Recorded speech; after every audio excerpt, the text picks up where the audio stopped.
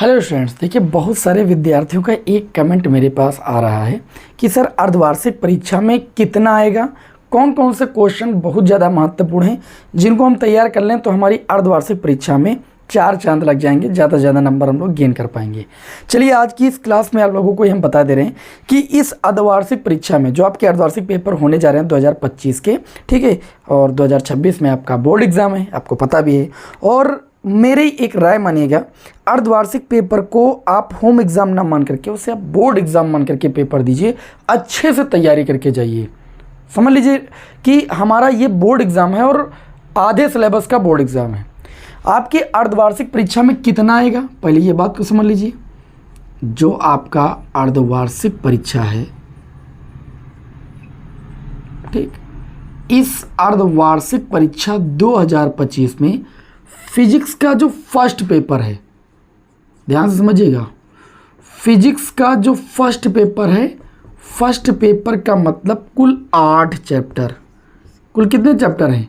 8 chapter. इन 8 चैप्टरों से आपका अर्धवार्षिक पेपर बनता है। अल्टरनेटिंग करंट तक तो आपको ज़रूर आना चाहिए, बात समझ में आई कि नहीं? तो अब आप लोगों को हम बता दें यहाँ पर क्वेश्चन कौन कौन से इंपॉर्टेंट होते हैं। तो आप सभी लोग कॉपी पेन उठा लीजिए, कॉपी पेन उठा लीजिए, और मैं आप सभी लोगों को बिल्कुल चैप्टर 1 से लेकर 8 तक की महत्वपूर्ण प्रश्नों को बताने जा रहा हूँ। जब से सबसे पहले अगर बात करें तो सबसे पहला आपका चैप्टर है वैद्युत आवेश तथा क्षेत्र। देखिए क्वेश्चनों का सलूशन आपको हमारे यूट्यूब चैनल पर मिल जाएगा।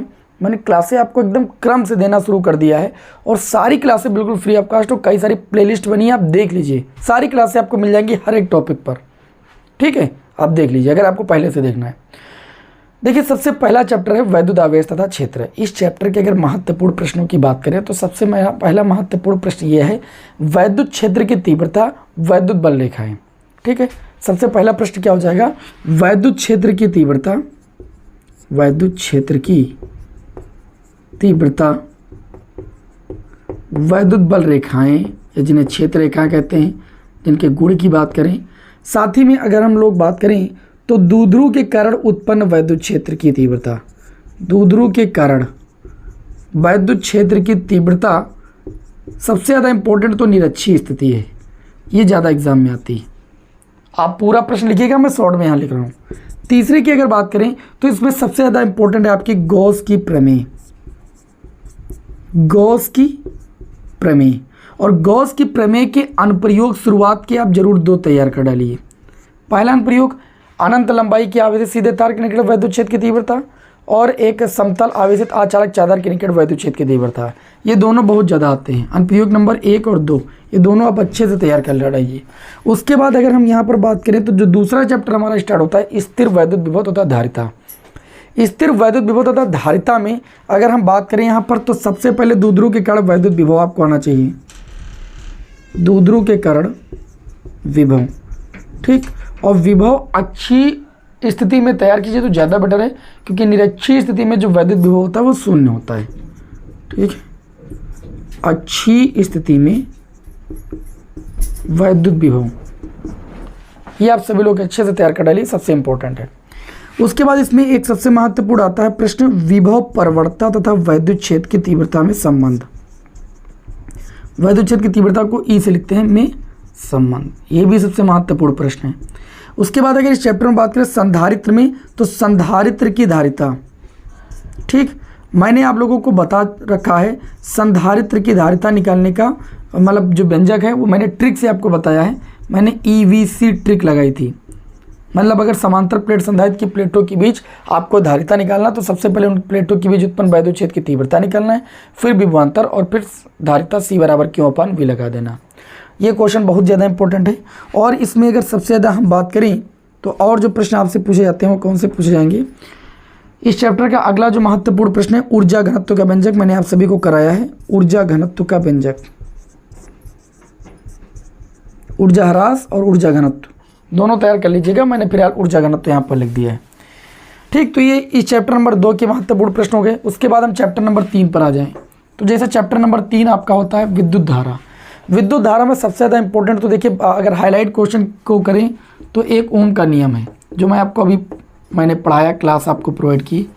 ओम का नियम, साथ ही में ओम के नियम का सत्यापन अनुगमन वेग के आधार पर कर लीजिएगा आप सभी लोग। और प्रतिरोध को प्रभावित करने वाले कारक बहुत ज़्यादा इंपॉर्टेंट क्वेश्चन है। और अगर बड़े क्वेश्चन की बात करें तो इसमें आ जाता है किरचॉफ के नियम, ठीक है, किरचॉफ के नियम अच्छे से तैयार कर डालिए। साथ ही में व्हीटस्टोन सेतु को आप तैयार कर डालिए, क्योंकि ये क्लासें मैं आपको दे ही रहा हूँ, व्हीटस्टोन सेतु। और संतुलन की स्थिति जरूर इसकी तैयार कर लीजिएगा। इसकी बात करें चौथे चैप्टर के, तो चौथे चैप्टर में आ जाता है गतिमान आवेश तथा चुंबकीय क्षेत्र। ये चौथे चैप्टर का नाम है, गतिमान आवेश तथा चुंबकीय क्षेत्र में आप सभी लोग एक काम कीजिएगा, जो बायो सेवर्ट के नियम के अनुप्रयोग हैं, बायो सेवर्ट के नियम के अनुप्रयोग, 2 ही अनुप्रयोग हैं, ठीक है। एक वृत्ताकार लूप के केंद्र पर उत्पन्न चुंबकीय क्षेत्र की तीव्रता, एक वृत्ताकार कुंडली के अच्छी या अनुदिश चुंबकीय क्षेत्र की तीव्रता, 2 ही अनुप्रयोग हैं। उसके बाद अगर बात करें तो एम्पियर का परपथी नियम सबसे ज़्यादा महत्वपूर्ण प्रश्न होता है, एम्पियर का परपथी नियम, ठीक। अब आप कहेंगे सर आप पूरा एक तरह से बता रहे हैं, मैं पूरा एक तरह से नहीं बता रहा हूँ, सब बहुत महत्वपूर्ण प्रश्न है। एम्पियर का परपथी नियम है, उसका प्रूफ आप जरूर देख लीजिएगा। और एक इसमें सबसे महत्वपूर्ण प्रश्न आता है, 2 समांतर धारावाही चालक तारों के बीच लगने वाला बल, चालक तारों के बीच बल, यह सबसे महत्वपूर्ण डेरिवेशन है, यहाँ से प्रश्न बनेगा ही बनेगा। उसके बाद अगर हम बात करें यहाँ पर, तो लॉरेंज बल को अच्छे से पढ़ लीजिएगा। एक समान चुंबकीय क्षेत्र में आवेशित कण पर कार्य करने वाले बल को क्या कहते हैं? लॉरेंज बल कहते हैं, ठीक है। ये भी आप सभी लोग लॉरेंज बल को आप अच्छे से पढ़ लीजिएगा, यहाँ से भी क्वेश्चन बन सकता है। बात करें यहाँ पर इसके बाद जो चैप्टर है चुंबकत्व वाला, चुंबकत्व वाले चैप्टर में पदार्थों का वर्गीकरण आप तैयार कर लीजिए। सबसे महत्वपूर्ण प्रश्न है पदार्थों का वर्गीकरण। वर्गीकरण में क्या आपका है? प्रतिचुंबकीय, अनुचुंबकीय और लौह चुंबकीय को बहुत अच्छे से आप पढ़ लीजिए, क्वेश्चन आएगा। आगे अगर हम बात करें यहाँ पर, तो चुंबकत्व के बाद जो आपका चैप्टर था विद्युत चुंबकीय प्रेरण। विद्युत चुंबकीय प्रेरण चैप्टर में अगर हम बात करें तो फैराडे के नियम की व्युत्पत्ति, फैराडे के नियम की व्युत्पत्ति आप उसमें देखिए 2 डेरिवेशन है। फैराडे के नियम की व्युत्पत्ति के बाद अगर हम बात करें यहाँ पर, तो फैराडे के नियम के बाद आप सभी लोगों में अगर इसमें आगे आप जाएंगे तो आपको मिलेगा स्वप्रेरण और अन्योन्य प्रेरण, ठीक है। स्वप्रेरण तथा अन्योन्य प्रेरण और अन्योन्य प्रेरण गुणांक, इसको समझ लीजिएगा। और इसके बाद अगर हम बात करें यहाँ पर, तो विद्युत चुंबकीय प्रेरण चैप्टर के बाद जो आपका चैप्टर आएगा वो आपका आ जाएगा अल्टरनेटिंग करंट, मतलब प्रत्यावर्ती धारा। और प्रत्यावर्ती धारा में आप केवल एक प्रश्न पर ज़्यादा जोर दे दीजिए, विभिन्न प्रकार के प्रत्यावर्ती धारा परिपथ, प्रत्यावर्ती धारा परिपथ। और उसमें आपको मिलेगा एल परिपथ, सी परिपथ, आर परिपथ, एल सी परिपथ, सी आर परिपथ, एल सी आर परिपथ। इनको अच्छे से आप देख डालिए बस। बाकी मैं तो क्लासें आपको दे ही रहा हूँ, ये सारी क्लासें आपको क्रम से मिल भी रही हैं, ठीक है। तो आप इन प्रश्नों पर सबसे ज़्यादा जोर दीजिए। अर्धवार्षिक पेपर में ज़्यादा से ज़्यादा प्रश्न आपको यहीं से देखने को मिलेंगे, बाकी न्यूमेरिकल भी इन्हीं पर बेस मिलेंगे, ठीक है। तो ये क्लास कैसी लगी आपको कमेंट बॉक्स में ज़रूर बताइए। बाकी नेक्स्ट क्लास में आपको मिलते हैं आगे की क्लास के साथ। जय हिंद, वंदे मातरम।